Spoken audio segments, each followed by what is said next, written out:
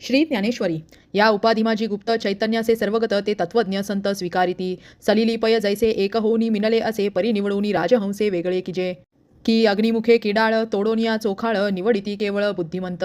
नातरी जाणीवेच्या आयाणी करीती दढी कडसणी मग नवनीत निर्वाणी दिसे जैसे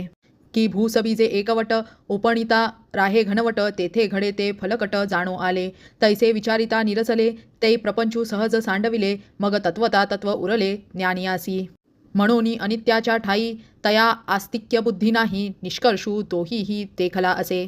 अविनाशी तू तद्विधी येण सर्वम इदम ततम विनाशम अव्ययस्यस्य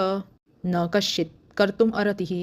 देख सारासार विचारिता भ्रांती ते पाही असारता तरी सारते स्वभावता नित्य जाणे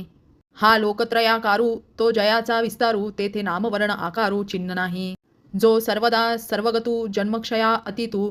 तया केलियाही घातू कदा नोहे अंतवंत इमे देहा नित्यस्योक्ता शरीरिणः अनाशिनो प्रमेयस्य तस्माद्युद्धस्य भारत आणि शरीरजात आगवे हे नाशिवंत स्वभावे म्हणून तू आज झुंजावे पांडुकुमारा य एनं वेत्ति हंतारं यश्चैनं मन्यते हतम उभवतो न विजानीतो नायम हंती न हन्यते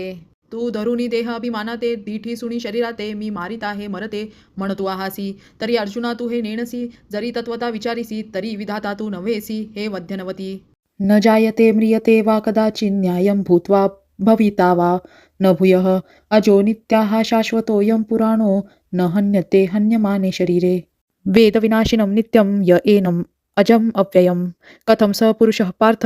किम घातयती हंतकम जैसे स्वप्ना माझी देखिजे ते स्वप्नीच साच आपजे मग चेऊनिया पाहिजे तव काही नाही तैसी ही जाण माया तू भ्रमताहासी वाया शस्त्रे हणतलिया छाया जैसे अंगिन रूपे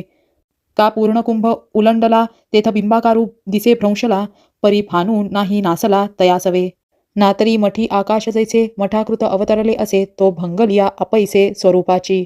तैसे शरीराच्या लोपी सर्वथा नाशू नाही स्वरूपी म्हणून तू हे नरोपी भ्रांती बापा